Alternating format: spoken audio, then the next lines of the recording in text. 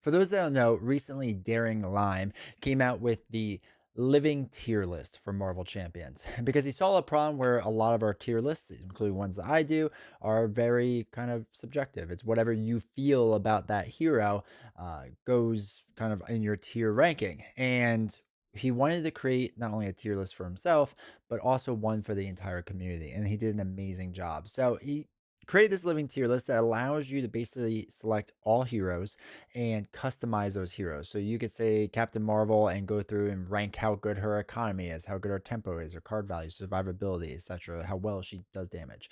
And then you can also weight the factors of what is important to you. Is economy important to you? Is tempo important to you? Card value, survivability, etc. And it basically spits out your tier ranking based off of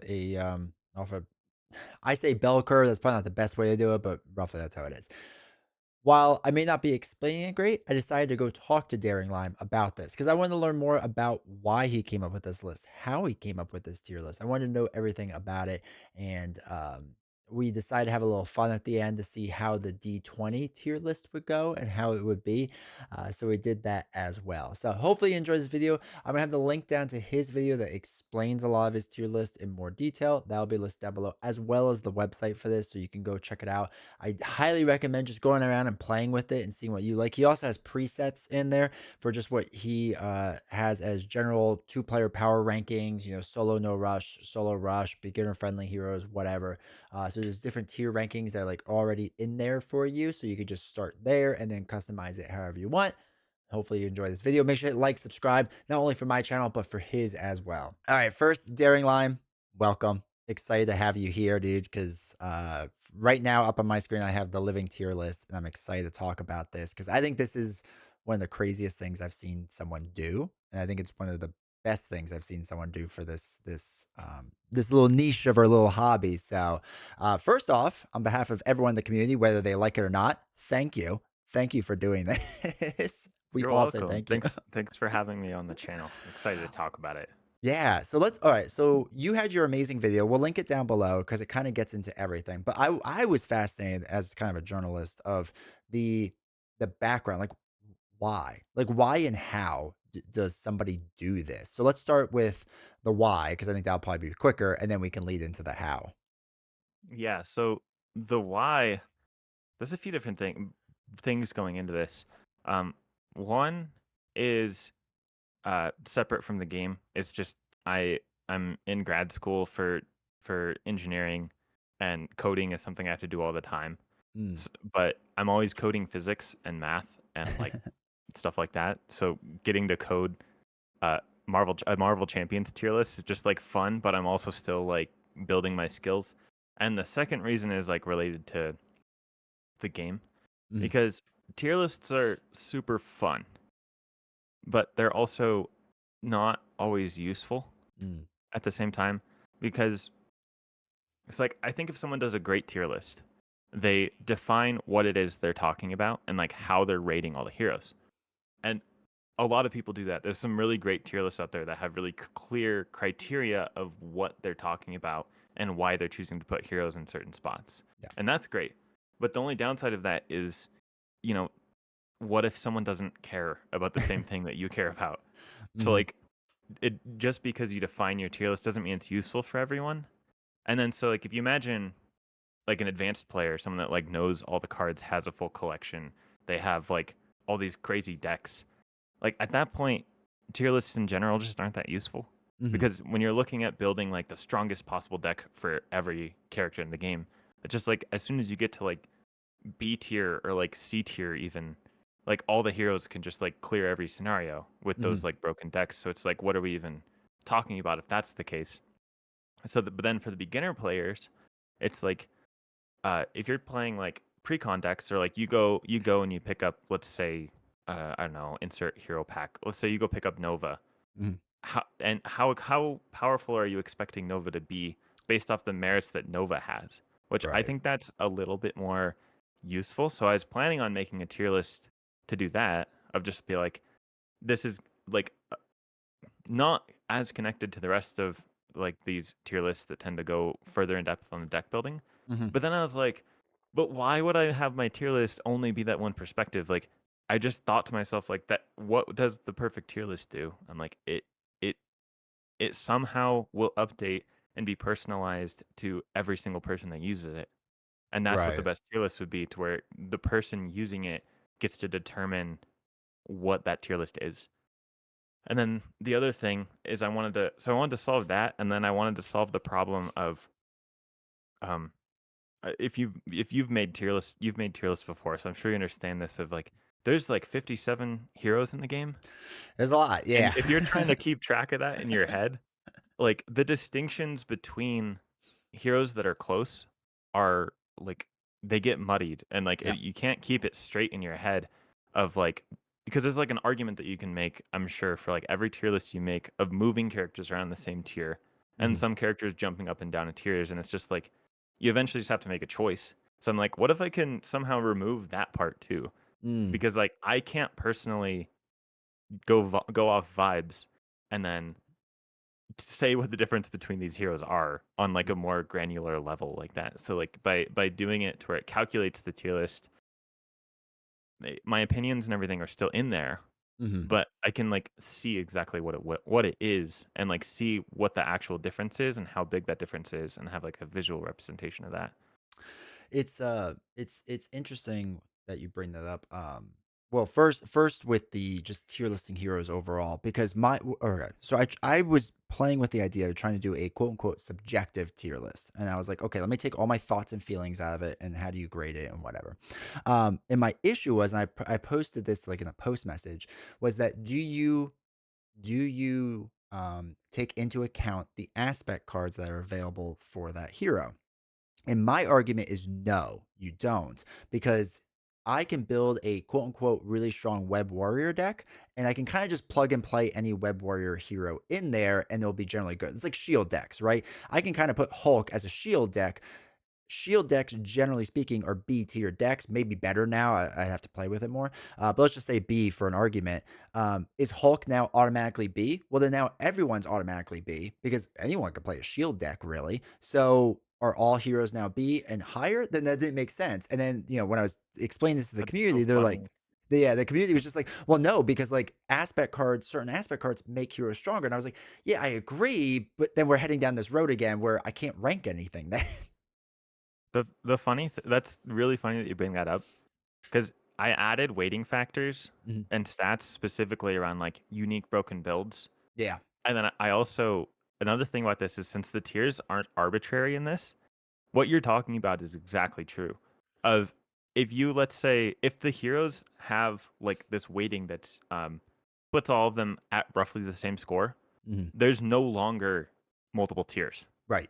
Right. Every and my tier list does that, where then all of a sudden, if you put everything at 0, every hero's score is 0, and then all of them are S tier, I which I think love it. is so funny. I think I'd be funny too if you could do like the inverse and just put everyone at F. Everyone's failed. No one's interesting, unique. That's all at the bottom. Yeah, I don't think this list will ever do that, but I could change it. Yeah. I could have a hater mode There you go. There. where it fills F tier first, and then it goes up. Yeah, yeah, I like that. I like that a lot.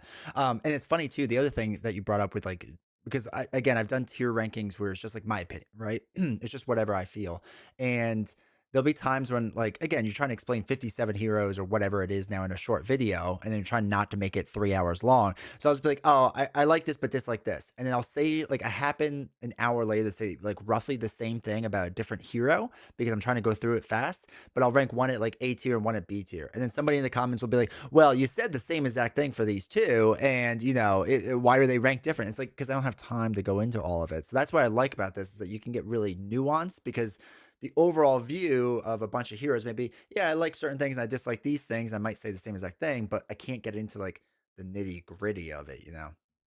Yeah, I totally feel that. Mhm. All right, so we got into the why of why you did this. So How like this is I was telling you earlier, this is magic to me what you just did. Like I do not understand this unless it's on wix.com or something like that and you just like plug it in or whatever. I don't understand how websites work and generally speaking, it's a miracle I understand YouTube. So Yeah. how did you go about this? You don't have to get super detailed, but just like a rough So, idea. do you want to scroll to the very bottom of the list? Go. There we go. That's how I started. Was that graph there? Oh, okay. Was I was originally planning on making a video to where I just rate all of the heroes across these different categories, and then I calculate their score. Mhm, And I was making this graph, and then I was writing in all the heroes into this graph. I'm like, yeah, my graph will explain what I'm thinking about, and then it'll be what my tier list has special about it. And mhm, then I was like, wait a second, why would I stop at a bar graph when I could just out have it output?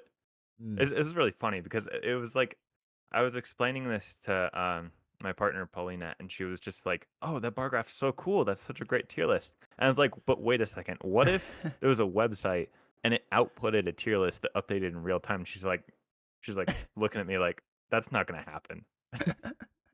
But then it just kept going up like that because and the way I guess okay, I'll get back to the how. So the way that these scores are calculated is let's say we're only talking about like economy and damage for right now. Let's assume there's two mhm, categories. So uh every hero I rated so I did -5 to 5. okay. The list goes from -10 to 10. But that's because I wanted people to just be able to do more extremes if they wanted. Mhm, I was personally limiting myself to -5 to 5, where like -5 is like this is like horrible, and yeah, and 0 is neutral. You don't like, it's not a strength or weakness of your hero, and then all positives are like, your hero's good at this, and negatives are your hero's bad at this. mhm, So I did that, and for all the heroes, and then I was like, okay, now I need to assign their score, and I'm like, in my mind, your economy is a more powerful thing to be good at mhm, than your damage is to be good at. So then I was like, okay, so like let's say I set so let's say we have two heroes. Let's say Captain Marvel, we put her at 5 economy, and we have let's say Captain America. So like we put like Captain Marvel, we give her 5 economy. Let's say we give Captain America 3 economy. So then if I weight economy, meaning I just put a value in for economy of how much do I care at mhm, 5, then Captain Marvel gets 5 times 5 points. So she gets 25 points. Captain America gets 5 times 3 points, 15 points. mhm. So that's how that works. And then every single category goes like that to where heroes just sort of accumulate a score Okay. like that. And then once every hero has a score, then I'm like, okay, now I have all these scores and I have this plot, but I need to represent this in a way. And this is another problem I had with tier lists in general, which is just like the distinction between like S, A, B, C, and D is just sort of like arbitrary. Right. Like everyone's just kind of choosing it. It's just like kind of like I feel like this is what A tier is. Yeah. But I was like, I can fix that because I have all these scores now. So now it will form like this normal distribution Mm. of all the scores going in, and I can just do like actual statistics to assign the tiers. So the standard deviation is what the list calculates after. So you get all the scores, you know the order that the heroes are in, Yeah. which is what you're seeing here. Then you get the standard deviation, which is telling you how far away is like these heroes from the mean. So then I can define the tiers. So like B tier is like your hero's average. A Yeah. tier, you're like X amount over X standard deviations over the mean. And S tier is like you're an outlier. You're specifically what's statistically defined as an outlier. Mhm. Not that you're just really good. Okay. So like then I so that's how that works. So for people that know that's like the easier way of explaining it, and then the quicker way to where if you know what this is going into it is like essentially you have the hero stats array and you have the weighting array. You take the dot product to calculate the score, and then you take the standard deviation, assign tiers. But yeah, all Fair that enough. means at the end that I said is just what I said at the beginning. Yeah. No, I mean, it's the right way to do it because, like, I mean, I guess I'm thinking roughly the same because I always think of like the bell curve, right? Hmm. So the majority of your heroes should be in the middle, and then, like you said, your outliers out to the sides. Um, And it's funny too, because in my head, because I go down to F, because I like to really give certain heroes just an F score. That Yeah. C is my average, so it brings it down. But yeah, I totally like agree with you and whatnot and how you're doing it. So and it makes me happy, sad. I don't know what yet that there is negative scores for two heroes. One of them not Valkyrie, important. We'll get into this later. But they are not them, so that's something. Yeah. I was really sad when I started seeing negative scores because like if your hero like you can see why Hulk is there. It's that I have economy weighted high, and Mhm. his economy is like an active detriment to his Yeah. hero strength. So it's just like, and he doesn't have enough to make up for that. So like what this is telling you is that you're making the game harder on yourself by playing Hulk. Yeah. Which I'm sorry, Joshy, but I think Joshy might also agree with that sentiment. He just likes the pain, so it's fine. It's fine. All right. So one of the other features I want to get into, because I think one of there's several really cool things here, and I think no, not this one. Hold on. Is that you could just do this whole drop down arrow where like you already have it like kind of like rough ideaed out of what like two player would be power wise, three player, four player, whatever. And I'm really happy you actually broke down rush and not rush for solo because I think that's really smart because I think a lot of people don't think that way in general. So checking out no rush, obviously all this changes, all your value numbers change. And then I like that again, I can sit here and say, well, I don't care about simplicity. That's silly. So I could just like slide that all the way down and be good there. So it's awesome that you do that.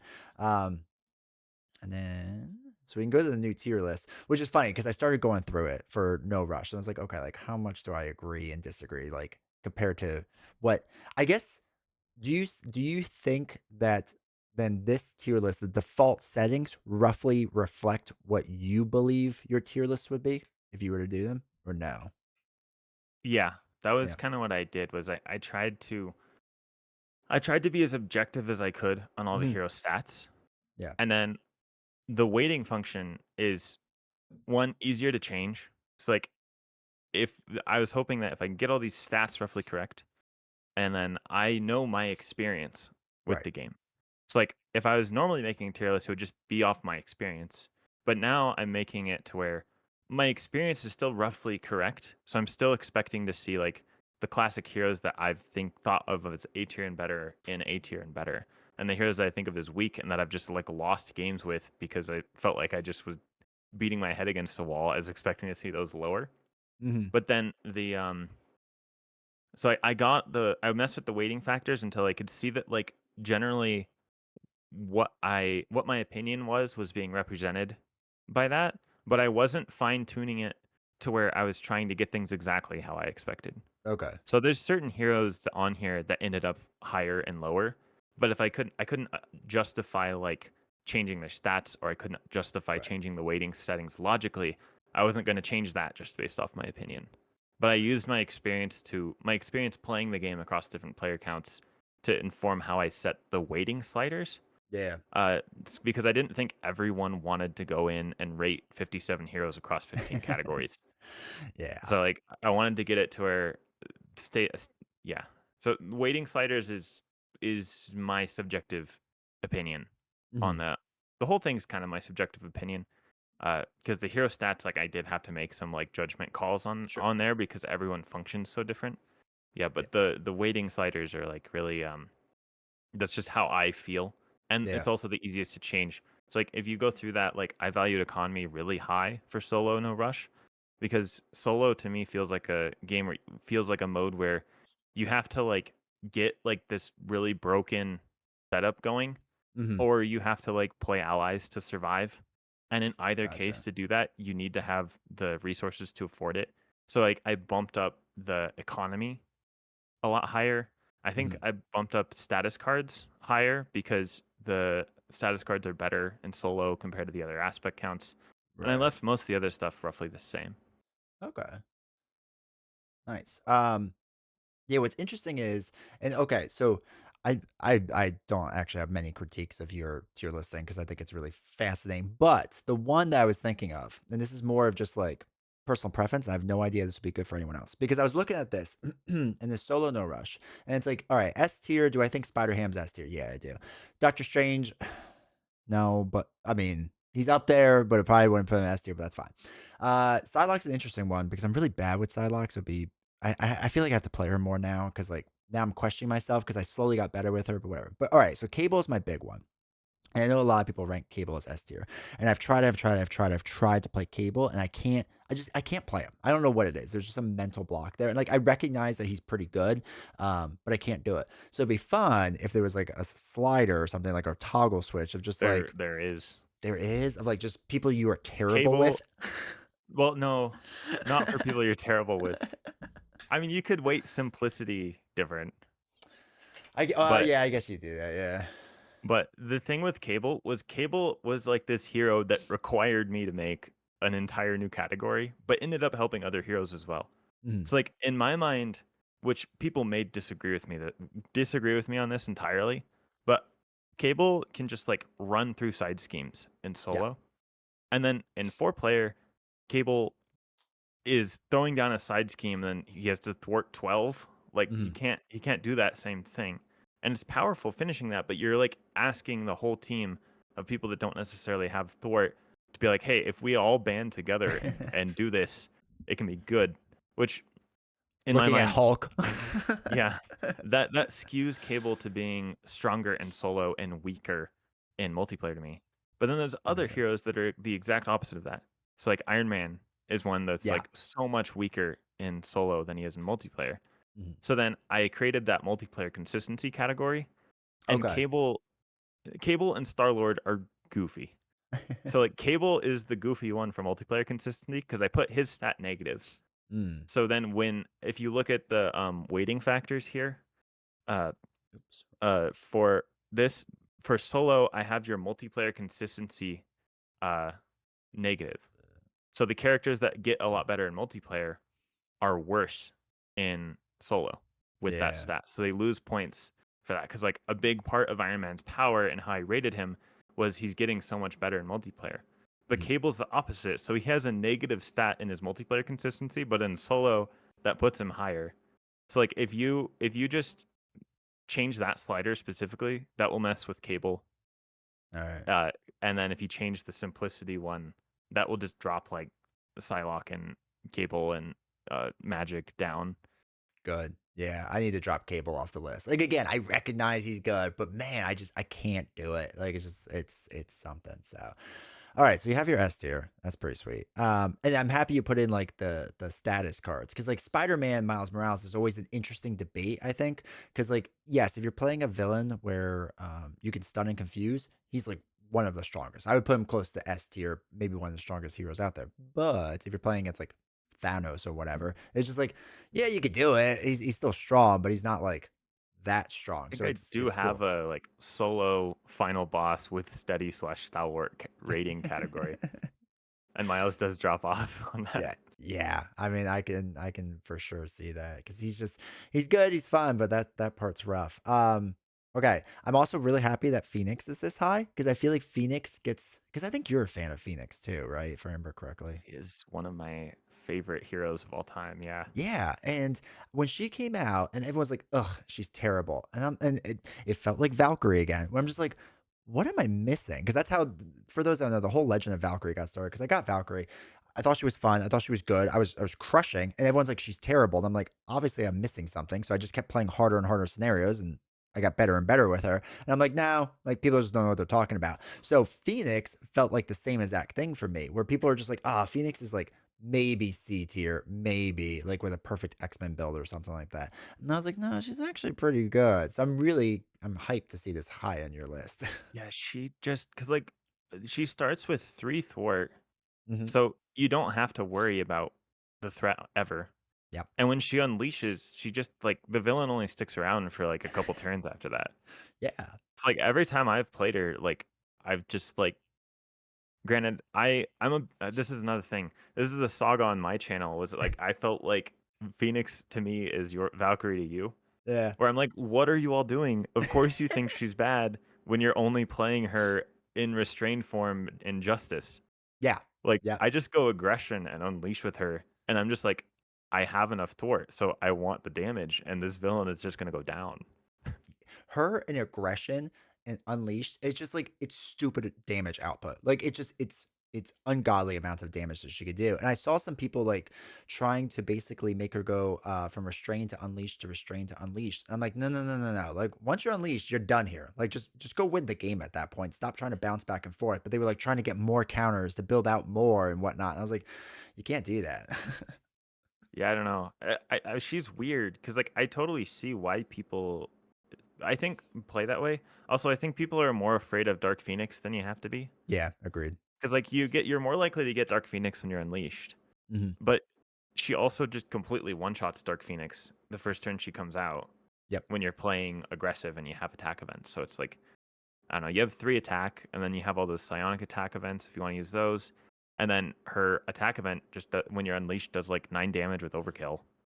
Yeah. So Yeah. it's just like, Just you just delete have, like, everything. 12 damage just sitting there. So it's just like And I yeah. I don't think Dark Phoenix has guard either. So like if you're just making the Mm-mm. final push, it's just like just ignore her and then just win the game. Like you can move past this. So there's that too. Yeah, you totally can just completely ignore her. Yeah. All right. So we have Shadowcat Bishop X23, which I love. Magneto, I love. Angel, I was shocked to see that high. I like Angel. But I'm kind of Which weighting is this? Is this the solo one? this is solo no rush. Okay. So Angel, I feel like Angel gets a bad rap too because he's very simple, and I think people hate simple. Because it's just like you put his like one or two upgrades out there, and he's just like events, right? He's just like an event guy who flips around a couple times. So it's cool. It's cool to see him up there. Um, Scarlet Witch, Vision, Jubilee. You already got Maria Hill up there, which is impressive. I know people are probably going to argue Maria with you Hill on is that. that's the thing about it's Maria Hill and Cyclops that just and like Miss Marvel, none of those heroes really work with the way I was doing this. Yeah. So, because if you're building the strongest shield deck you can with her, you just play whatever 6 cost shield support is the one for the scenario on turn 1 because she's guaranteed to be able to do that. Yep. And then you just start generating counters, and then it's just like what you just win, Yeah. which Yeah. is very strong. So like she still gets one shot though, which Hmm. I think people might be underrating that a little bit of like she has 9 health. She can heal with the Iliad, but you can just die. It's Yeah. like if something goes wrong, she can die, which some of the like heroes that are at the very top aren't like that as much. Hmm. But yeah, so with heroes like that, like Maria Hill and Cyclops, I like highly recommend that you just look at the actual deck you're playing, Hmm. go change just those heroes' specific stats to what you think that your dex is actually representing because they're so tied to their deck build, Right. and then they'll just end up wherever they should end up.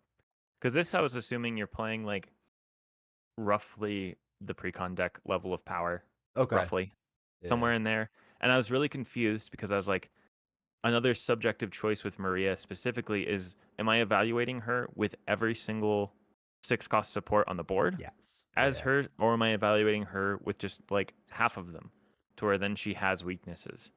Hmm. Whereas if you have the 6 cost support from every single aspect plus your hero one, like your only weakness is that you can die, but that's like it. And then she also has some tools to solve that. So it's just I get why people think she's as powerful as she is, Hmm. but it's just not like picture like your friend gets into Marvel Champions, grabs the core box, struggle is still struggling to beat Ultron, hasn't figured out like how to build the deck to beat Ultron with the core box, Right. and then they get Agents of Shield, pull out Maria. They're not going to be like, oh well, of course what I'm going to do is I'm just going to use my copy of Sinister Motives that I have around to throw out field agents on there and use Agent 13 in combination with the command team to ready up over and over, and then I can get a 30 damage combo. You Yeah. didn't think about that now, did you? Like I wasn't doing the tier list like that. Yeah. No, it's smart, and it's funny too because like you have Domino down here in B, and it's the same as that thing, right? With like, do you include Sharpshooter and Digging Deep and White Fox, right? Because like there is probably no Domino deck that should not have those cards in there. For I actually was thinking about that for her. Hmm. So that's another thing is those cards come in her pack. Okay. So like basic cards that so meaning that it doesn't matter what aspect you're playing that came in your pack that were like printed for your hero. I was considering that. Okay. So like Domino, I was considering her having sharpshooter and digging deep. Yeah. And what's another example here? I was like Jubilee, like Yeah. with multi-talented. I was considering that with her. Okay. So there was multiple ones like that, and like the 14 health heroes, I was considering like the basic cards that Oh, like the if steady you and get whatever. ready, Yeah. yeah. But so that's the kind of thing that I did in my brain while I was calculating their stats. I was Gotcha. thinking about that for those heroes, Okay. All right. but I wasn't thinking about things that are aspect locked because I Okay. wanted this to be aspect agnostic. Gotcha. Okay. Happy to see Star Lord so high. I think he gets a bad rap. I think he's incredibly good. Star Lord, that's another one of my Valkyrie things. Because like when you're okay, so this is I haven't gone on my soapbox on my channel and talked about this yet, but Feel free to when you're start here. when you're playing Star Lord and you're doing the thing of like I'm considering this hero using the strongest decks that they can have access to, and I'm considering that you're actually good at playing it. Mhm, Star Lord to me is like an easy S tier hero, mhm. because it's just like he he is a little less consistent than other heroes that people would put in S tier, but he just clears any villain in the game with over a 50% win rate. Yeah. Like regardless of what that villain is doing, because you just one shot them on like turn 2 or 3 every single time. So it's just like he has like when you're considering that completed card pool, you have access to every ally in the game that you Mhm. make a guardian, and then they all get your Blaze of Glory stat. And then Yeah. as soon as you see Blaze of Glory and you have 2 allies, which is easy to do because he just discounts cards by 3, you don't have to worry about the villain building up their board with their encounter cards because you just do that. And then another thing I do with him is build support. Okay. Build support, I play the bad boy down and then I don't finish build support. I leave build support out. I bad boy, and then I either one shot the villain. And if I don't have the damage to one shot the villain for whatever reason, I just finish bad boy again and or finish build support and then put bad boy on the table again. Mhm. So he's like protected from that. And if you're not seeing your bad boy in your other cards, you're probably just one shotting the villain anyways. So it's just like I don't know. Like I have a video on my channel beating Venom Goblin on turn 2. Yeah. And like there's other videos like with villains that have like even as much health as Venom Goblin if you get lucky on your card draw. But like standard villains as well. It's just like if you build the deck only to one shot and you're not doing for like safety at all, he just wins turn 1.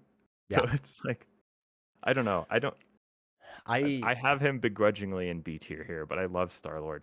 I do too. He's so people like all right. So one of my weird pet peeves is people will talk about how like Ronan is the hardest villain in the game, and he's the hardest if you take your time building out. Sure, but there's a wonderful hero named Star Lord who just erases Ronan half the time. Like it's not even that hard. I think my win rate percentage is like 70 to 80% with Star Lord against Ronan because his life isn't that high, and you have the ability to pierce with the gun, so you're set. And he just delete everything. Like it's fine. You can win in three. I'm pretty sure I have this video up there still. There's a 3-turn strategy with Ronan on standard or expert. Star-Lord will win almost every single time unless you got the absolute worst like encounter cards humanly possible 3 times in a row.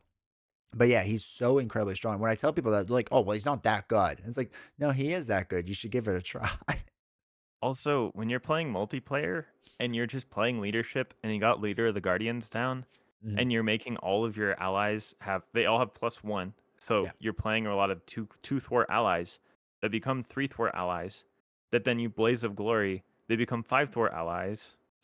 And then you thwart with all of those allies and then you flip down, they don't take the damage from blaze of glory. That's so strong in multiplayer Yeah. as well. It's not like he's a solo only hero too. And Mm. another thing is he has the damage to one shot the villain for the whole table in multiplayer when you're Yes. building out like that. Because like I have a video on my channel with a 2-player game with Web Warrior Fnatic. We're playing against Expert Ronin, and I did 103 damage in one turn with Star Lord. Like in 4-player, so that's one turn of damage that just takes out the entire villain's health in 4-player. Yeah. Yeah. I don't know. It's I crazy. can't. But I held back my biases because, like, if I make my tier list like that, where I'm like, yeah, Star Lord, easy S tier, don't worry about it, best hero in the game. Someone plays Star Lord, they're like, what do you mean? You're literally killing yourself with your own cards.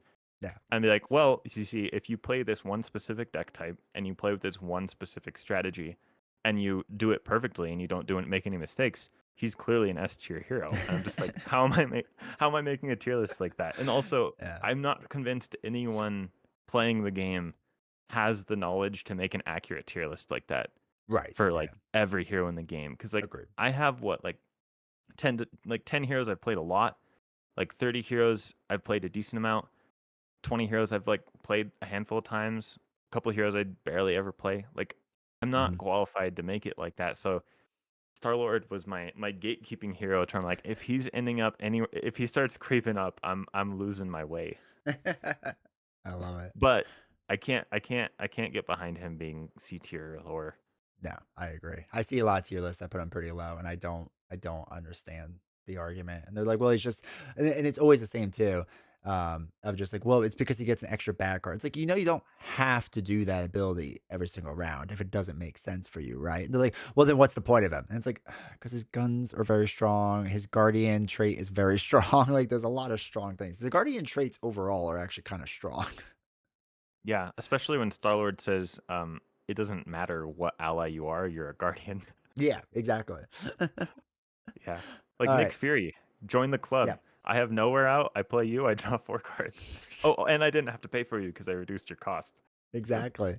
All right. So we have also Spider-Man pretty high, which is interesting because he's so bad at thwarting. I figured he would have been lower, which is interesting. So Yeah, but that's because my economy slider's up. yeah. Yeah, that's another thing about this. If your hero's weak at only one thing, they're not losing that many points. Okay. And he's not great at killing minions. Like he can do Oh it, but he yeah. doesn't want to. Like Yeah. he can swing web kick a minion, and it's like sure you took out like armored guard with swing web kick. Great, good job. but he's not. That's not. That's clearly not his strength. Is Mhm. minions, and he isn't great at thwarting because it's inconsistent. Yeah. But everything else about him, he's He's pretty stacked. good. Yeah. Yeah. Agreed. All right. Iceman, Nick Fury, Gambit, all that's good. Spectrum. Well, again, Spectrum's another one where like people promise me that she's good, and I can't figure her out. Like it's just she always does poorly with me. So that's another one I She's. Oh, uh, do you want to after you go? Can you pull up the beginner friendly tier list? yeah. There was one thing on there that I thought was absolutely hilarious. We can go back to the solo after this, Yeah, but that's fine. Yeah, beginner friendly. you know Okay. the Mad Titan's shadow? Yeah. It comes with two heroes, and if you scroll to the very bottom of this list, they ended up being the like two Yeah. worst for beginner friendly heroes. And it's funny Yeah. because like I started playing as Adam Warlock. He was like my guy. He was the first Okay. one I started playing. But I had like previous background with like Yu-Gi-Oh and Magic the Gathering. And then I Okay. also Adam Warlock in the comics is one of my favorites, so he was fine for me. But like I imagine most people, one, they don't know who Adam Warlock is if they're just a casual Marvel fan, Yep. and then they're like, okay, so I can only have one copy of every card. The pre-con deck's not great, and now I have to deck build with all four aspects before I've learned that. That's a horrible idea to recommend to beginner. That And then makes sense. Spectrum is just like she's not like hard to deck build for so much. She's just like she has such a you can easily make mistakes to where you can open yourself up to getting unlucky is Yeah. how it feels playing her. It's like if you play her perfect and you know her perfectly and you've played her 100 times, you're fine and you're building Right. your deck around that, you're fine. But if you're just like jumping in to play Spectrum, it's it's not as good because So you'll wait, just be like, oh yeah, I want to use my card, but maybe you shouldn't have used your card because then you're in the wrong form for next turn. And it's just like there's too much to think about like that. that's exactly what happens to me. I was curious if who the highest, like, okay, so if Mad Titan Shadow was the worst box, I wanted to see if there's anyone like stand outish for the highest in a box. And it might be Sinister Motives, just because Miles is up at S. The rest of these aren't Yeah, in it a could be. box. A tier, Spider-Man's in a box, but that's it. And then B is where is she? She's down here. Ghost Spider. It's interesting. Huh. Yeah, it looks like Sinister Motives scored the best on that. Too bad it's maybe not gonna exist. I mean, you can pick up your copy for just $200 right now, so that's fine. Just Yeah, whatever. I just thought that was so funny when we were That talking is about Spectrum, hilarious. All right, Spectrum and so Warlock. yeah. So they're up there. All right. Ironheart. Ironheart's one of my I think she's one of my S tier heroes if I'm trying to be objective. Because I think when she's built out, she's incredibly strong. I think the challenge is getting her to that point. Kind of the Iron Man dilemma, but not as bad. Like Yeah. Iron Man might be as strong, but like it takes a bit more rounds, you know. So I get that. In multiplayer, she's up there. So like with Mm, this one, it was hard for me because there's strategies you can do where like you like for instance, like you're playing leadership, you like recur the beast ally, keep grabbing your resource card that draws you the card and adds a progress right. counter, and you like speed run your way to that. But if you don't have a deck that's like really well made for that, then she's not dysfunctional in her first and second form, but she's rough. So like she's another one of those ones where if you're making the tier list with a different criteria than I made this one, she Yeah. can skyrocket up. Which you could change that by um there's a late game power stat Okay. and there's also a tempo stat. So like you could change Ironheart's specific hero stats to like fit that and also the weighting of that. So wait, if we jacked up late game power boom from a 3, just most powerful thing ever, does she move up? She should. Yeah, she's Uh, top of B tier right now with doing nothing Oh, there else. she is. Yeah, yeah, yeah. Okay. So then you'd might want to de-weight like like tempo or something like that. Where is tempo? All right. Not Yeah, important at all. it's a yeah. So now the heroes with bad tempo will be higher. So Yeah, look at that. Iron Man, Ironheart, and Doctor Strange are the top 3. and then Adam Warlock Domino, of course. Yeah, yeah. Holy cow. Somewhere between that, players Look. can find their balance. Yeah. All right, hold on. Let me will Yeah, automatically it's reset if I like just go obviously back. between adjusting their stats slightly to fit like the way you feel about them and the decks you're playing for them, and then changing the value of how much those count for in the Yeah. weighting function that should change. That was my whole goal was like Ironheart, like the with the way you would have done the deal, she would have been higher. Hopefully, you could just move adjust it to where what you're valuing about her Right. is valued more.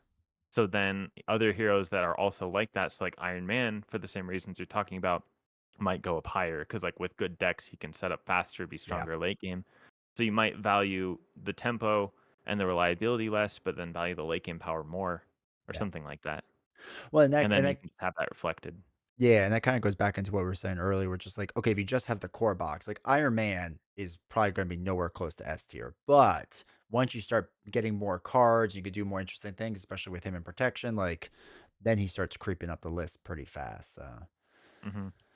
all right. So Rogue, Black Widow, Quicksilver, Iron Man, Colossus is not one I just can't play well. I recognize he's fine, but and then you have Hawkeye as a C tier, which is I'm sure all I have a lot of Hawkeye fans on my channel, and I don't know why. They just come out of the woodwork every now and again when I play Hawkeye, and they're just like, he's the greatest hero that's ever existed. So they should be happy he's Yeah. C tier because I never put him above Fs. Well, the thing about him is he in solo specifically, he Mm, gets one shot, but also he has a bunch of status cards. okay. Like he's actually really, really good at doing status cards. He can thwart through crisis. He can take out minions, all that type of stuff. Mhm. So if you just, it's like if you put it, if you either value status cards less, or you go to like a stalwart villain and they're actually a detriment to your hero, he drops like way down. So like I think that's the only thing keeping him in C tier. There is his status cards. That makes sense. Yeah. All right. So we have all them. Cool. It's cool to see Nebula high because I always feel like Nebula's better than people give her credit for. You have to really build around flipping down a lot, which gets a little tricky. But all right, let's talk about this section of the tier list. This D Yeah, section this is the for D20 calls me out section. yeah, the great section is what we'll call it. All right. So in all honesty, before we get into it, I was shocked to see Drax that low because Drax has always been good to me and done really well. So it was kind of interesting to see him there. And I like went through your sliders and saw what you did and whatnot. And I was like, okay, I kind of get what's going on with it. But it's interesting because like especially his pre-con always felt like he always had the best pre-con, which isn't saying much. I mean, you just have to not be trash at pre-con. But Drax was always one of those weird ones. But I get it because like you have to take the hits. You can't really flip down with him. So there's like a bit of like tempo issue there. I don't think he generates any resources, so you're just dealing with a 4 hand size unless you max out the vengeance counters, then you can finally get a 5th, yada, yada, yada. But it's like one of those things that I feel like it was like one of the ones that caught my eye first. I was like, "Oh, like, that's interesting," because I feel like a lot of people rank him a lot higher, and then this, he's right near the bottom. Yeah, he's interesting to me. Um, my girlfriend's favorite hero is actually Drax. Nice. She it says the funniest thing. She's always like, "I love Drax. Mhm. I love him so much, but I think he's the worst hero in the whole game." I just think that's so funny That because is. she just likes him. That's like one of her favorite heroes to play, and Yeah. she's just like, "Yeah, I'm just so slow. It takes me so long." But he is interesting though because like what you were saying, the thing about Drax that it's difficult and I feel like will make him higher or lower depending on what you're valuing is that once he has like his vengeance counters, Mhm. he's like really cranking out the output. Yeah.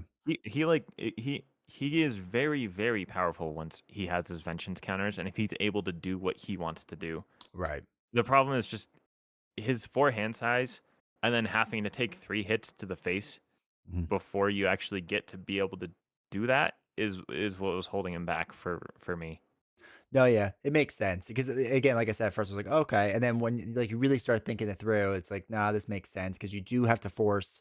Basically, you're right. It's either 3 rounds of you, okay, I need to get punched in the face, so please punch me in the face, or I'm But going not to too use the hard. cards, but not too hard. We can't have that, or we have a lot of first aids in our hand, which maybe you get at the right time, maybe you don't. If you're me, you never get at the right time, because if you flip down, you lose all your vengeance counters, and if something forces you to flip down even worse. Like you're having an even worse time right now. So um, definitely makes sense. So all right, these next two we need to talk about. These these next two. All right, so Valkyrie. I know. So she's not okay. Let me take small wins. She's not last. So I mean, she's in the top 5 worst, but like barely sneaks in there. So explain to me your Valkyrie ranking here. I Yeah, so Is I it that was she's too trying powerful and it's boring? Is that what it is? I just couldn't in good conscience let people ruin the game by making it too easy for themselves. That makes sense. Okay, this all makes sense now. Okay. Yeah, what it was I was looking it's like Valkyrie is a hero that I've played a handful of times. Mhm. So out of all the heroes I'm expecting to be wrong about, Valkyrie is one of them. There's a Like I'm chance. Okay. expecting that Valkyrie I could be off base. There's maybe 10, 20 heroes where I'm like, that's part Sure. of the reason Yeah. I made this was that like I'm assuming that people are going to convince me that certain values should be higher on Mhm. heroes or lower. Yeah. But with her, I was looking at it.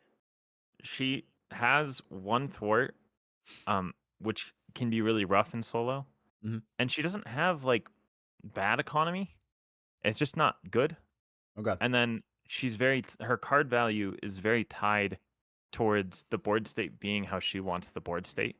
Yeah. So it's kind Yeah. of similar to Drax to me, but a little different. It's like Drax needs the order of things to go in how he wants it, and Valkyrie needs like the board state to be how she wants it, kind of. Yeah. Because when she has the minion out, and then she takes out like if your encounter card is you're getting like 3 health minions or something, you're just coasting through and Right. you're Right. popping Right. off. But then when Deathglow, like if it's stuck on the villain and something happens and you don't get to use it the way you want to, or um, something just goes wrong and like the threat starts getting out of control, that can be really rough. Mhm. And I wasn't really. If you look at her stats, I don't think I was punishing her that hard on anything.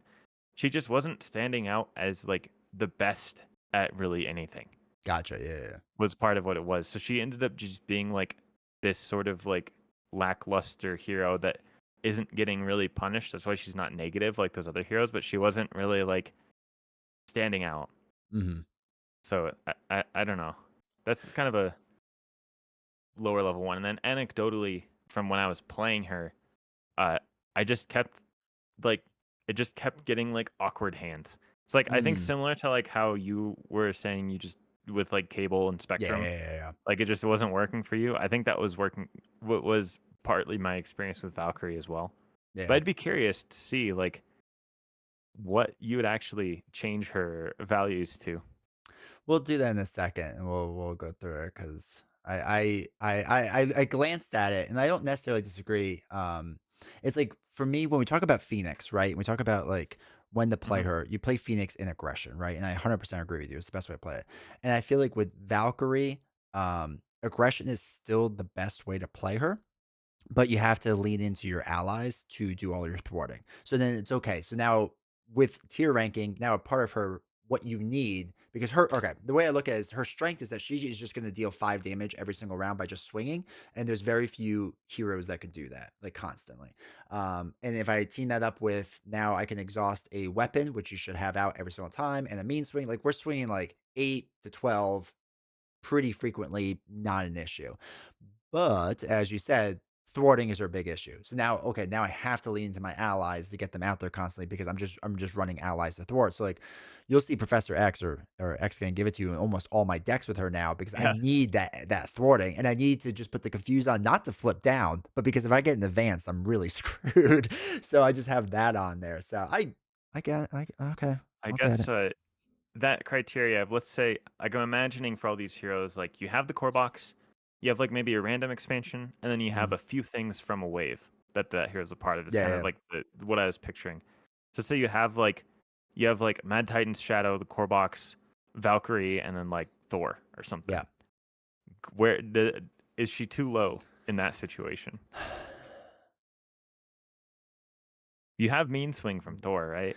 So there is Yeah, that. So you you would have, like, that have aggression, but that. you're, like, lacking the, like, And n I think you have number of combat allies. training. Yes, some of Yeah. the allies that like really help out, obviously, is Professor X. Psylocke helps out a lot as an ally, as an aggression. Um, heck, even just having Hulk allied, though I think you get him pretty early, helps a lot. So it's like Yeah, he's core box, I think. okay, so it's tough. I mean, she gets better with a full card pool for sure, like for sure. So all right. We have Valkyrie. And then the other one was Groot, who I have been a Groot fanatic since day one. I think he is so misunderstood with his growth counters because he can thwart for 10, and it's not that I'm hard. open. I'm open to being convinced about Groot because my main experience with Groot is when I was still new to the game.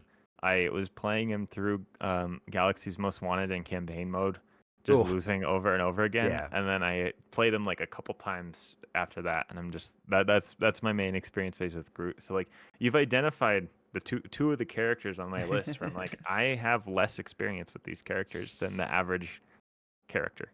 Yeah, Groot was one of those ones that I same as I think I played him when Guardians Most Wanted came out, and I was like, let's go through this fun box. I'm sure there'll be no issues in this box whatsoever. And I got just destroyed, and I was like, this is not fun or enjoyable. And then as more Guardian cards came out, he did better. But what I recognize is because early on, a lot of people, including myself, were just using the growth counters as like, okay, it's a free shield, right? I could take a hit and whatever. And it's like you want to protect those counters at all costs. And when you prioritize that in your head and get like an armor vest on him, if you're playing protection, and defending for 4, almost against every standard villain, you're probably not going to lose any. So I just keep bumping up those counters, and then I'm now constantly, whenever I get my attack card, 3 for 10, which is the strongest in the game, and then thwarting 2 for 10, strongest in the game. So even if I have to flip down, the hard part is if it's a low threshold main scheme, then it's popping and you can't deal with it. But if it's not, then you're clearing them out one shot every single time. So it's like to me, he's like a home run hitter, right? Like he's gonna strike out a lot, but when he hits that home run, it's that big swing. Like it feels good, man. I totally agree with that. Like I've had that big I am Groot thing Mhm. happen before. I've also had it never happen in Nah, an entire game before. that's fair. It's That is so fair. interesting because like Drax, Groot, Rocket, Star Lord a little less so, but like Drax, Groot, and Rocket, even Nebula to an extent, where she has to go to Alter Ego. They're like all characters from that Guardians wave that need things to like go how they want it to go, Yeah. combined with a bunch of villains that are like, actually, this is going the way I want it to go. No, 100% agree. All right, so then War Machine, seeing down in detail, which I agree 100%. I I'm don't think so War Machine is sad so about good. that. War Machine's one of my favorite heroes. Is he really? Yeah, and he landed down there. I'm like, what? What? And I double checked, Yeah. and I'm just like, I was just like, no, I can't. I can't change this one. I can't change this one. No. I was just so sad. Oh my god. I mean, because it's one of those things where like I can't stand his armor or his ammunition counter. Like I like the idea of it. I think the idea was very smart. I just think in implementation it just doesn't work that well, at least not for me. Um, you have to get the munitions bunker out there, and if you don't, then it's just like I'm falling apart without it. It's my biggest issue. But it was interesting to see Yeah. him down there because there's so many people that like love him and put him pretty high. And I was You like, can see, oh, though, okay. common theme here. We're getting into D tier, and it's like all of these heroes are like, well, if things go Yeah, yeah, the way yeah. they want it to go. Yep. That's really what all it was like, because War Machine, assume you never run out of counters. Mm.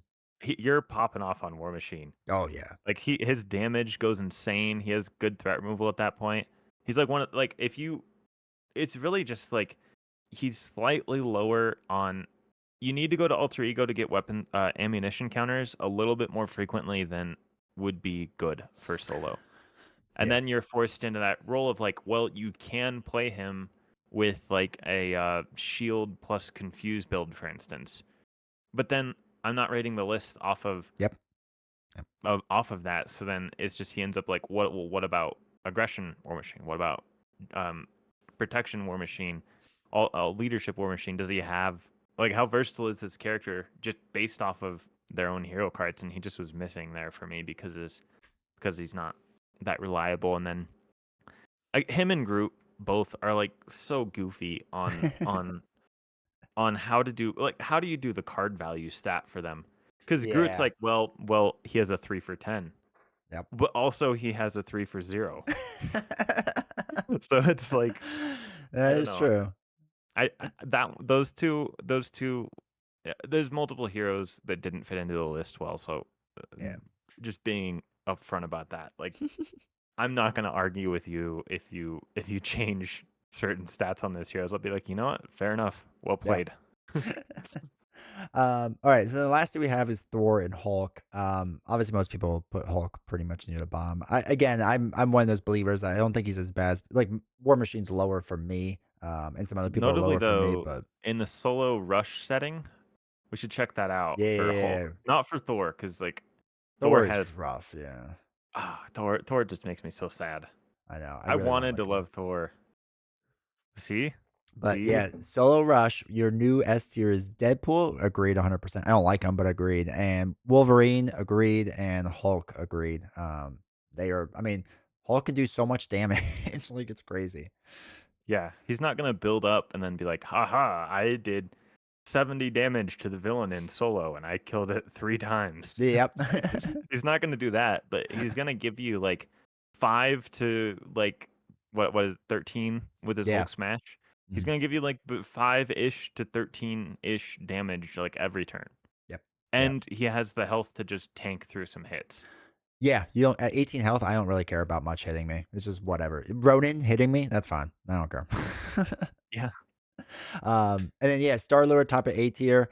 I assume he's just there because of the whole standard deviation thing. Because I feel like he is probably for me my top S tier rush Well, solo the hero. thing here is that I wasn't considering Star-Lord only with spam allies and do it because his survivability is high because Oh you're blocking with yeah, allies there. But here, what's making Deadpool, Wolverine, and Hulk so specifically good is that they're all like basically unkillable as in addition to being able to do that damage.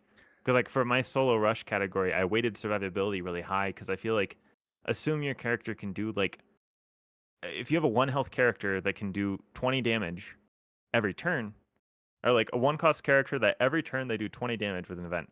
You mhm, win in 2 turns every time, but you die on turn 1 every time too. yeah, So you die to the first stage of the villain every time. So it's like that character doesn't make sense. So I have to represent that the survivability of the character for solo rush specifically is actually very important. that makes sense. That makes sense. Let's see what other rushes. It's crazy to see Wasp up there. Again, I'm a true believer of Wasp, so I always it makes me happy to seeing She her just high has up on the like more list. attack events than everyone else. Yeah, she's got a ton That's of kind of the options. thing for her. She just like yeah, that's the thing where I wouldn't think about Wasp as that either. But it's just like if you look at just her kit, she has like a lot of damage. She just Yeah. has a bunch of damage thrown into her kit, and then her weakness really is that she doesn't.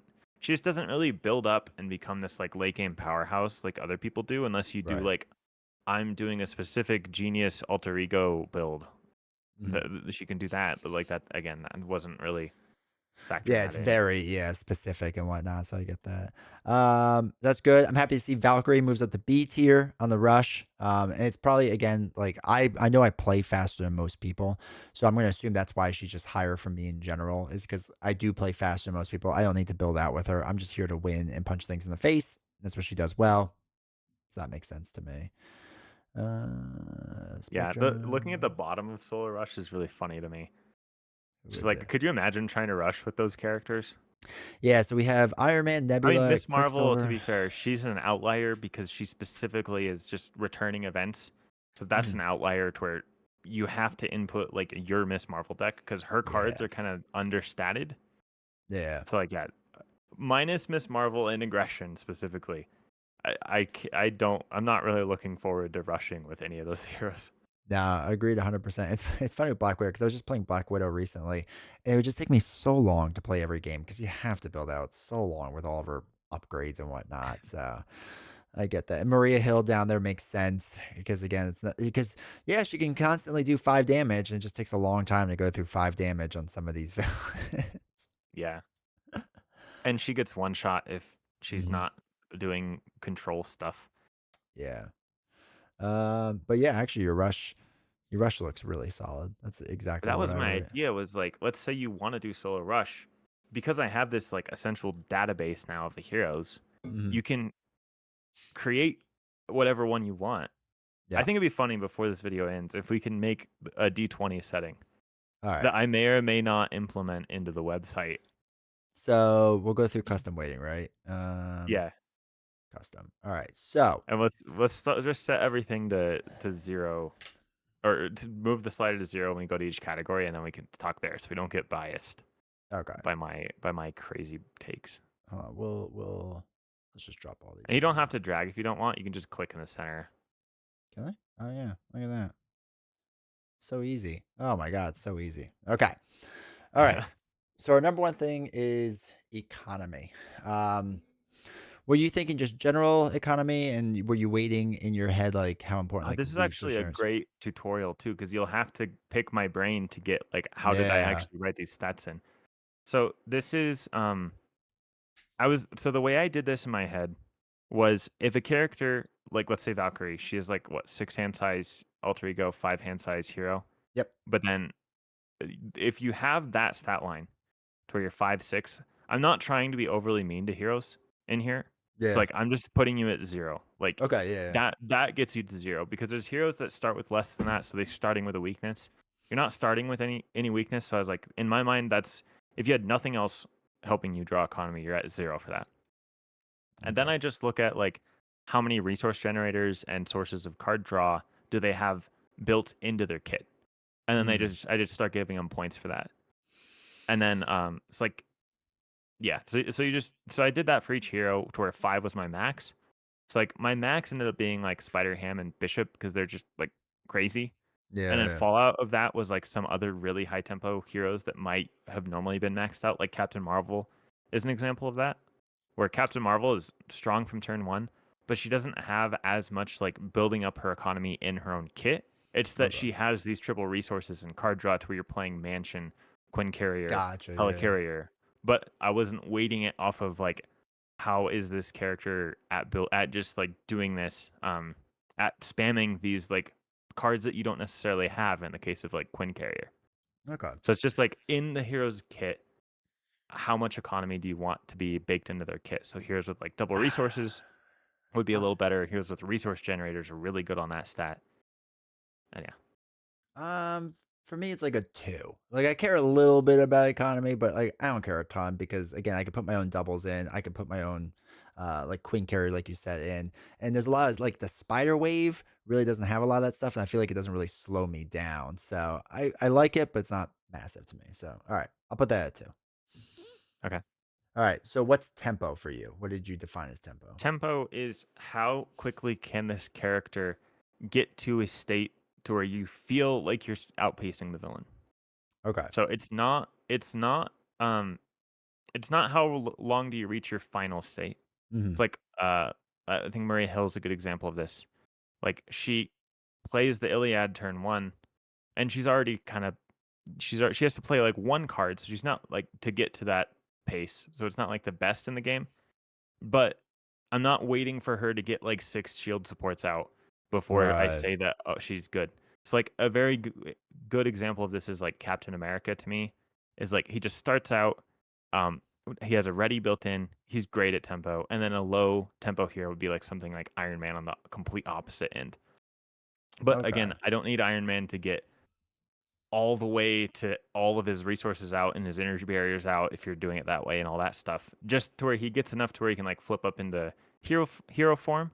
Because then Iron Man's like he's chilling at that point. Mhm. But then Mhm. there's a separate category for late game power, which is specifically can your hero build out to a point where you just auto win the game essentially. Gotcha. So that's kind of separate. So tempo is how long does it take you to feel like your character is actually functional? So, negative would be it takes longer and positive it takes shorter, right? Yeah. It's Okay. like 0 is like kinda think about a way to think about it be like, if it's taking you multiple turns to get there, you're thinking about how many turns that is, and then that's going farther and farther negative. And if you start out outpacing the villain, that'd be, like, above 0. If you start out even with the villain, that's, like, 0 with how I did it. Alright, let's this is another, like I'm gonna give it a 2. It's kind of important. I know I play, like, a quicker tempo game, but I feel like I want them to be a little bit quicker, but you're right, especially on expert, I know I need to build out just enough for that massive hit at the end. So it's then we'll do it around 2. Okay. All right, so card value. So this is always fascinating because I always in my head is like, okay, the value, generally speaking, of like attack is like 3 for 8, right? Was the standard, which I don't really think that is anymore because it seems like they're really going away from that value to more of like a 2 to 4 plus an extra 3 if XYZ happens type of thing. So how did you do your card value?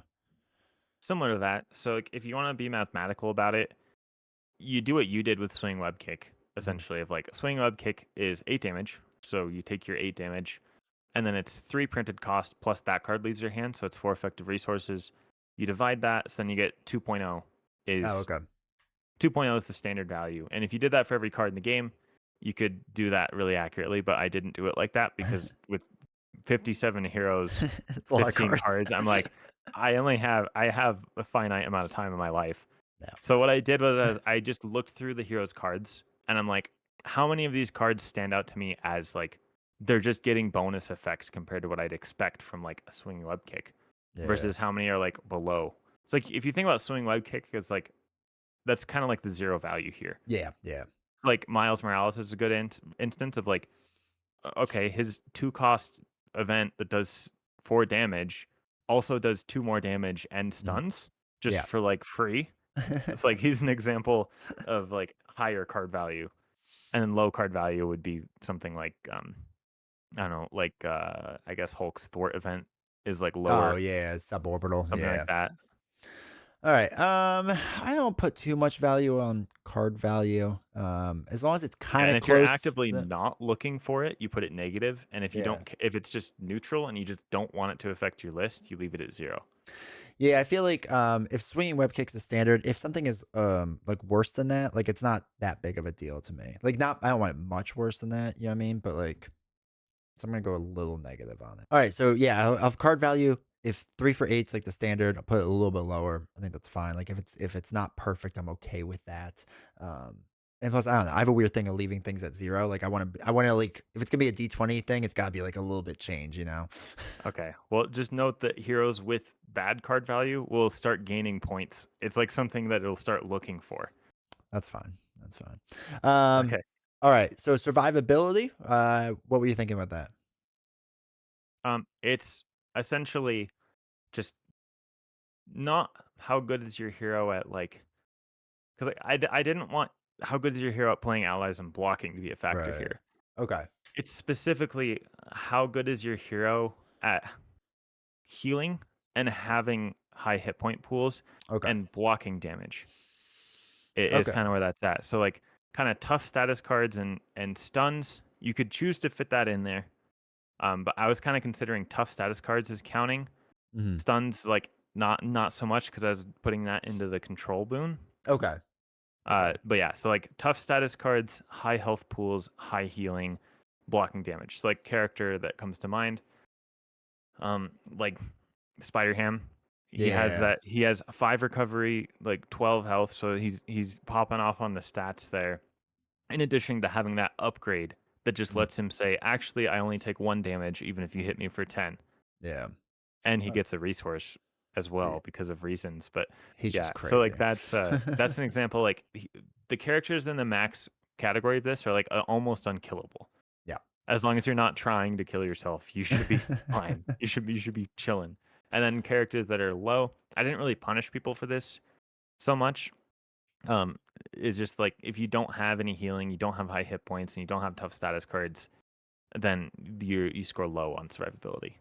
All right, so I think this is pretty important in the game. I mean, obviously, getting hit in the face is one of the major loss conditions, and it's the thing that screws up my tempo the most, right? Like, even if I didn't lose getting hit in the face, I feel like now I have 2 health left. Like, I gotta change my entire strategy, right? Like, everything's kind of Mhm. going off the rails. So I'm gonna say this is pretty important. So I'm gonna push this up to 4 for me. I want to survive. So. All right. After that, we have villain damage. So I assume this is it max output possible damage or just like based off of one card damage? Yeah, so it's kind of just all your damage in your kit kind of counts to this. So Okay. I have villain damage and minion control as separate categories Hmm. because I wanted to give characters that have like AoE damage bonuses to minions, but doesn't necessarily help them take out the villain. Yeah. So Okay. like something like Venom's like a multi gun. Hmm. It does damage to all the minions engaged with the player, but the multi gun specifically, it's like okay, that's not helping me take out the villain. Right. Whereas so like the way I did it in my head at least was if a character can one shot a stage of the villain without having to set up reliably, then that's like 5 to me. It's like Yeah. characters like Deadpool fits into that. Sure. He doesn't Yeah. really have to do much. He just like outputs like 16 to 20 damage just without needing anything. Yeah. Where Okay. Captain Marvel, I put it like 4 because she has the energy channels, but she has to set it up to do it, so it's a little less than that. And then characters like Black Widow, to where it's like Mm, you can't just change your game plan to start taking out the villain. That's like where it's starting to be a weakness for them. yeah. All right. So 90 some percent of the scenarios in this game are about just punching a villain in the face. So again, I feel like this is very important to me. So I will I'm gonna probably stay within your 5 to 5 range and not go too crazy. I'm gonna put this up at 5. I think this is more Nice. important. Yeah, I think that's the most important thing. Okay. Threat removal. So again, are we doing massive amounts of threat removal, individual? What were you thinking? I pretty much just looked at how much do you have in your kit, because like Okay. this is a little different than damage in the sense that um, burst threat removal cards are like a super niche thing in this game. Hmm. You're not really getting like it's special if your card's doing more than like 3 or 4. Right. So like I didn't feel like I had to distinguish between how many instances of it you have versus how many big instances you have, because even the big instances in the hero kits are still like 3 to 4. Mhm. So it's just like how much can you remove. So um what I did was I was like, okay, so if you start with a 2 thwart stat line, I'm just going to leave you at 0 right there. If Mhm. you have less than that, you're going to start negative, and I just started adding points to heroes based off how much thwarting they had in their kit. Okay. So like this was weird to me because like this was the misconception I had about the game. When I noticed I was going through here, I started with the core box heroes, and I'm like, wow, the only I was always thought Crisis Interdiction was a horrible card when I looked Okay. at it because it's like 2 threat removal, and then if I'm aerial, I get 2 more, and it's just like what? Yeah. That's it, and it has to be like a different scheme. So I was like, okay, that's not great. But then I looked through the core box and I'm like, wait a second. Iron Man doesn't have a thwart event. She Hulk's is like only an alter ego. Spider Man only attaches things to minions. Mhm. Black Panther just has only that genius upgrade. So I'm like, wait, Captain Marvel is the only one core box hero that has like just the standard hero thwart events that we're expecting. Yeah, So I had that's a to good really point. frame that. I didn't realize how big of a weakness that was. And then in the modern heroes just you're just like expecting like Jubilee having like her 2 for 3 plus a confuse. Like I didn't realize that that's actually better than I realized it was Yeah, going in because it's like these heroes like it wasn't standard that you even have a thwart event. You were just like relying on your basic stats. and this is So like why. Yeah, I was gonna say for me, because like threat removal isn't as important because I feel like the early event, like Justice early on was kind of not super early on, but a bit early on was kind of like not broken, but stupidly strong with like clear the area, right? 1 for 2 threat removal, but I could draw a card if it's the last one. It's pretty strong. Multitasking again, one cost, and I can do two and then two, or just two if I have to. Like can be really strong to move up to 4 threat. Overwatch is like a stupidly strong card for what it can do. I think 4 Justice is 2 for 4, 2 for 5, or whatever it is. There's some really good like just threat removal cards in Justice aspect. When you compare that to like aggression, there's very few like aggression like 3 for 8 damage cards. Like they don't exist. You know what I mean? mhm. Yeah, I think that's why justice has been so powerful throughout the game's Yeah. history. Yeah. All right. So because Justice is strong, and I have all my allies, I don't care about threat removal as much, so I'm gonna drop that. I'm gonna put that into it too. I know it's important for the game, but I generally just will run my allies to threat removal because like 1 or 2 damage from them isn't big for solo, but 2 threat removal is basically what a hero can do. So that seems pretty strong to me. So okay, cool. All right, reliability. What's that? Yeah, I was thinking of this as how are you going to get unlucky playing this character? Hmm. Or can you expect that if I play a bunch of games with this character that I'm just gonna have a consistently good experience? So again, like Captain Reliable is like Captain America. Yeah. Like you just like you're always gonna have like your worst turn that you're gonna have, assuming you didn't get exhausted, is gonna be like four of threat or damage or split up. And if you're exhausted, just pitch a card and then you get two of another thing. So like things don't really go bad for Captain America. And then Right. you're playing like some other characters, let's say like Groot and Hulk and Thor in those areas where if things don't go the way you want them to go, then you just like feel like you're helpless. It's like Okay. that's low reliability to me. So I'm a big fan of that. I don't want the game. I think this is some of my issues with certain heroes that if they're a little too simple and make the game a little too simple, like it just gets boring to me. This is a part of my issue with like Maria Hill, generally speaking, is that it just there's a strategy and it's the best way to do things. So I'm gonna just touch it down just one because again we're not gonna keep it at zero. I think zero is probably where I would actually leave it, but let's just pop it down one because Yeah. I like to make it a little tougher on myself. I like the randomness. So all Okay. right, minion control. What's that? If you get minions, are you going to be able to deal with it?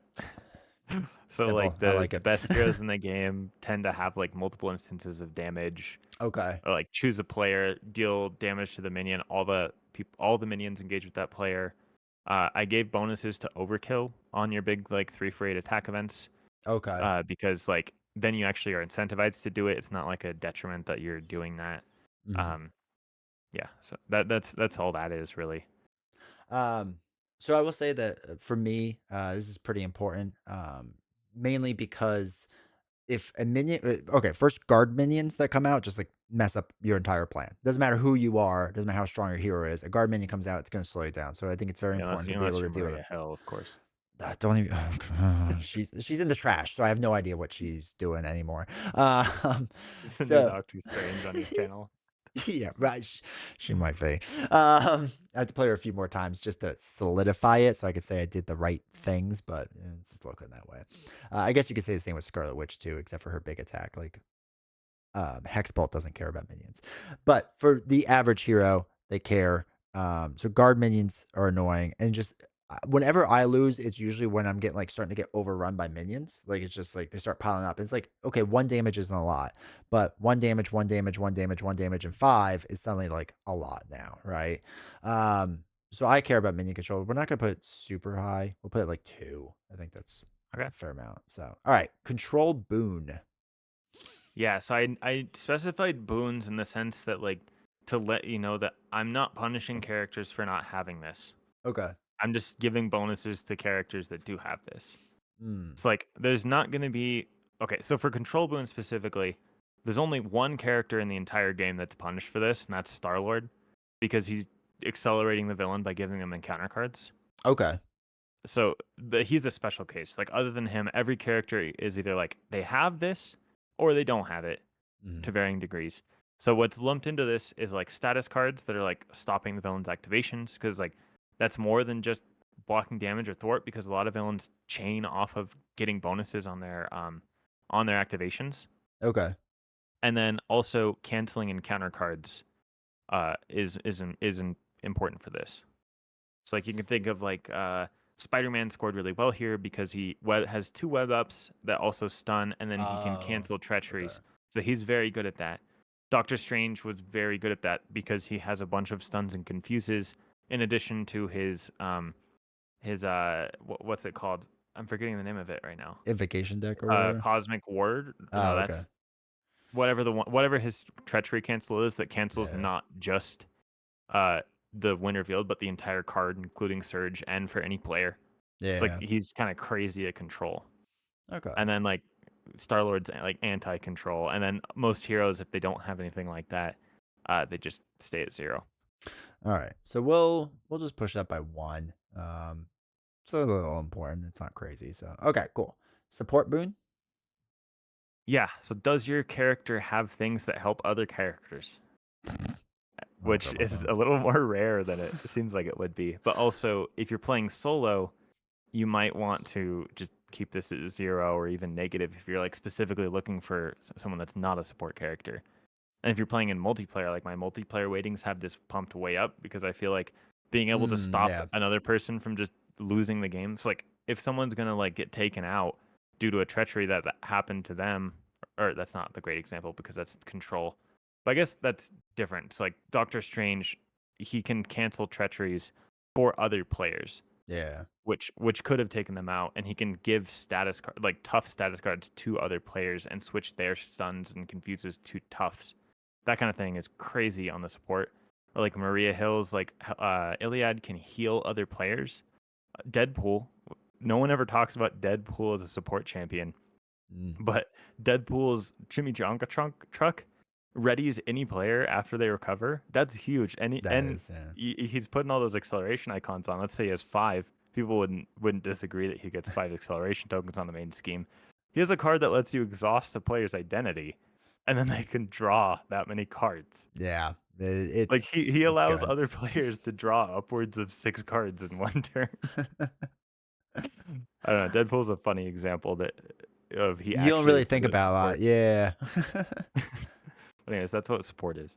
Alright, so I play solo, so I don't care about this. And again, because I'm using my rule of not keeping at 0, we'll push down to -1. Which is Uh, actually good because like the designers are, I'm assuming, having some sort of power budget in their mind. So if yeah. they're adding power towards a character being able to support other characters, most of the time that probably comes at the detriment of others things. Yeah, So yeah. negatively weighting that makes sense to me. Alright, unique broken builds boon. So this is something like I didn't want to build my tier list around this. Mhm. So what I did was instead of looking at every single possible deck for every character, I'm like, do they have access to this group of cards that is uh, very powerful. It's Okay. like, for instance, there's not very many geniuses in the build in the game. Right. So like I gave a point. If you have a genius trait, you get a point. If you have web warrior trait, you get a point, etc. Mhm. But if you're an Avenger, like there's so many Avengers. I'm not giving you kudos for being an Avenger when there's like 20 of you, that type of thing. But if you're like a champion or a genius or something like that, I gave you points for that. And I just Okay. wanted it to be there to like represent that a little bit into the list, and people could crank that up or down if they wanted. Okay. Alright, I'm not big into unique builds, so we'll push that down 1. It's fine if it exists, but it's not like, man, it's fine. Okay. Alright, late game power boon. Yep. Just after, does your character reach a critical mass of power that just makes them win the game, essentially?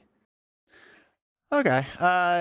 Again, I play a Like quicker Ironheart tempo. for that, like Yeah, she's like maxed out on that category of like once you get to like her late game, you're just have so much going on that you just win. that makes sense. All right. So I like it a little bit. I like the idea of my hero still building out and getting stronger as I go. It's not super important to me. Yeah, we could push up to two. We'll go a little crazy. Um, Okay. so yeah, we'll push out because I do like the idea of building out. I do want to feel more and more powerful, but like I don't want it to be like that's my entire life. I want it also to be fine in the early stages. So okay. Simplicity. What were you thinking? This isn't something that I weighed at all in any of my powers. The only Mm, one where uh this is anything is in the what am I saying? The beginner friendly one. okay. Oh, okay. Yeah, yeah. So it's just like if you want your character to be simple to play, you can buff it up to help you choose your character, but it's not like power necessarily, but it's there if you want to filter your heroes towards being if you want to play complicated heroes, you put it negative, and if you want to play simple heroes, you put it positive. So what I would say is, I generally speaking, I like more complicated heroes. Because again, I feel like people like Maria Hill or whatever, or even Doctor Strange to a point, is just it's repetitive. That's what I don't like about it. So I'm gonna go a little crazy with this, and I'm gonna put a -3, because I think the complicated factor makes it a little more fun and a little more interesting in this game. So. Yeah, I'm really curious to see what this output. All right, stun and confuse boon. Yeah, so I was just wanting to add a lever. So for instance, in multiplayer, this is less powerful. In solo, it's more powerful. Okay. Um, Against stalwart villains, it doesn't work. So that Yeah. kind of thing.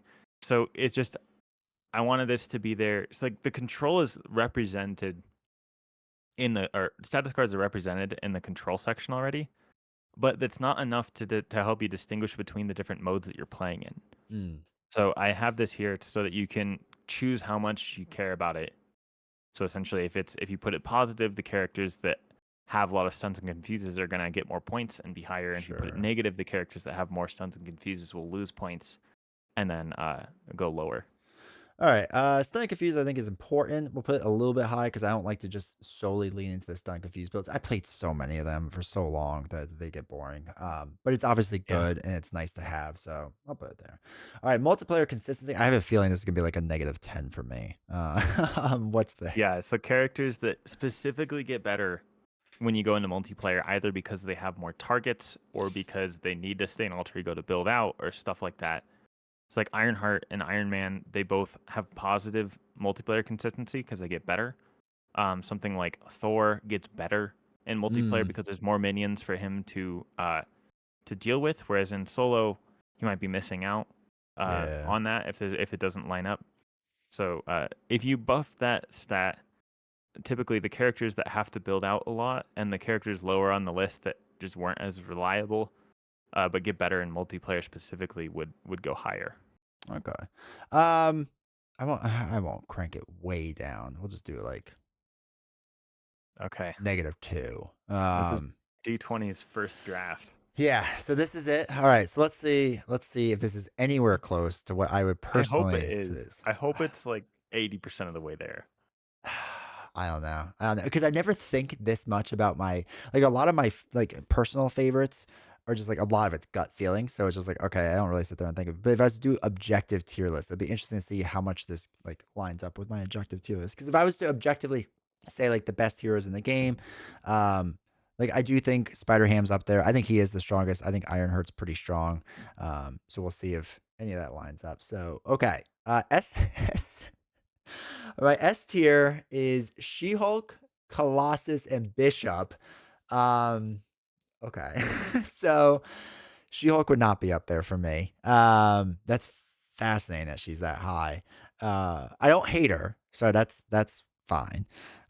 Bishop, I think, is really strong. He's another one I actually would put up there because he is crazy strong. So that kind of makes sense for me.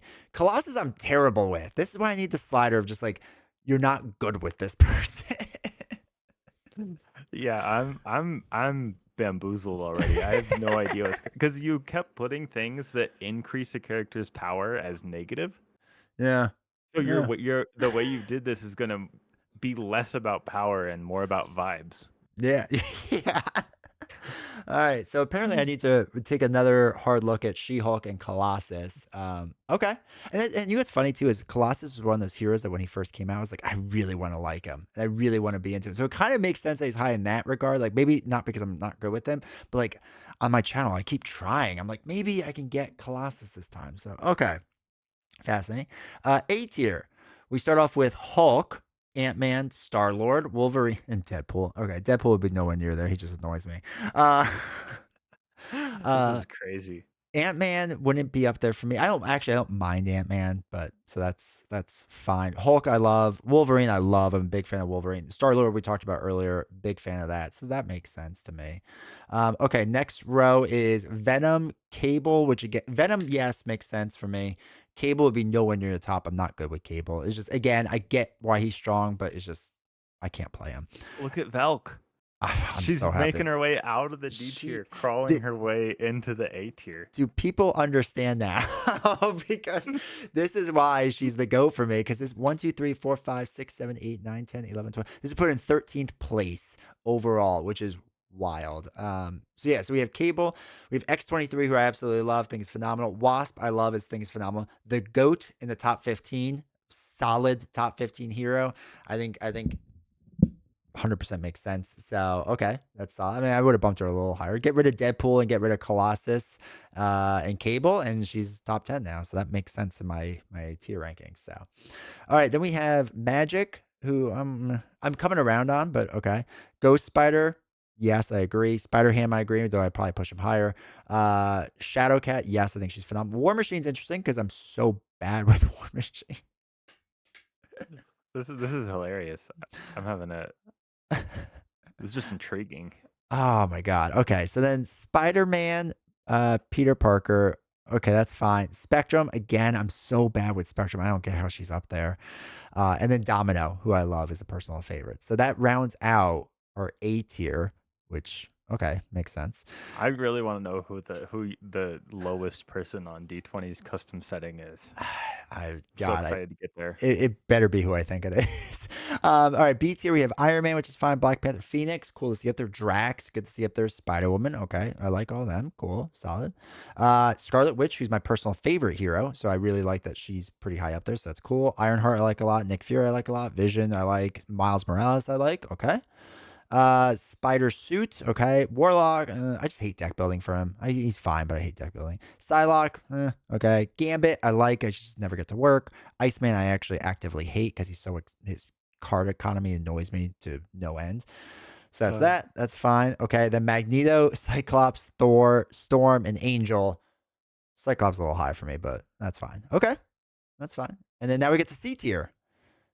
So C this starts tier, being you're not a fan. not a fan, not a fan, which is interesting because Rogue is makes sense because I used to hate her and she's slowly moving up. So okay, I agree with that. Captain Marvel, okay, I push it a little higher. Captain America, I like a good amount, so it's interesting to see him low, but I did get really sick of him at some point, so that makes sense, I guess. Hawkeye, sure, I'm not a big fan. Jubilee, I'm not a big fan of, so that's fine. Nightcrawler, Groot. Oh, poor Groot. Maria Hill, Doctor Strange, Gamora, all in the lower part of C, which is sad because Gamora should be much higher because I do like her a lot. Groot, I like a lot more, but the rest makes I sense. think I want to go through this, but looking at this, She-Hulk's really high. Gamora, Captain America are lower. Mhm. What if you like undervalued how much you care about reliability? Oh, if I was to do it and push it the other way, basically. Yeah, because I Yeah. want to check out the stats and like after we go through this, like see if you look at these again if it makes sense, or Okay. if you'd want to tweak them again after you saw what happened. um. All right. Then Miss Marvel, I like a lot. And then Nova. Okay. And then D is Rocket, Quicksilver, Nebula, Black Widow. Who I actually don't really like Quicksilver, but the rest, like, they're fine. They're fine. Like, okay. I'm so curious to see that custom weighting because you did it really weird. Are there like goofy? Like go to the very bottom at the graph.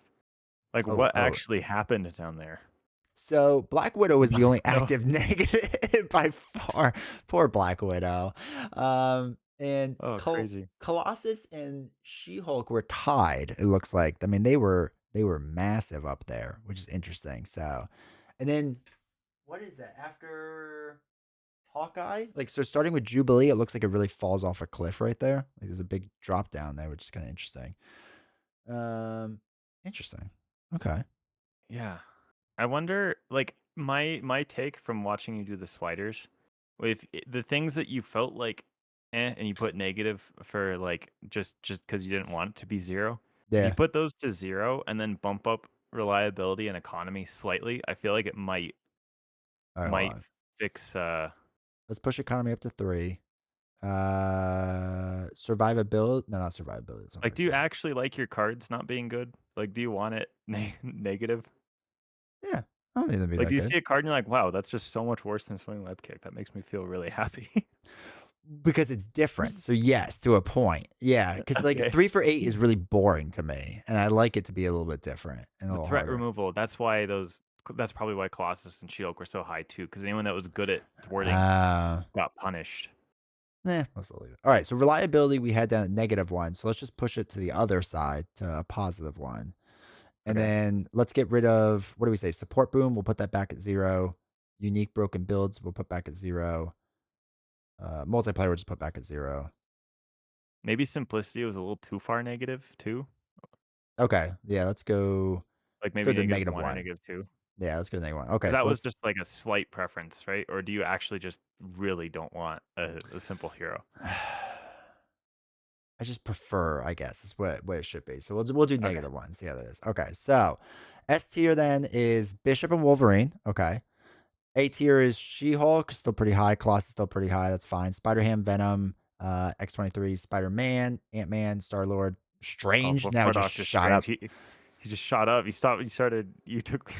You took away his punishments, and then I know. he just Go back to the old list. It's better.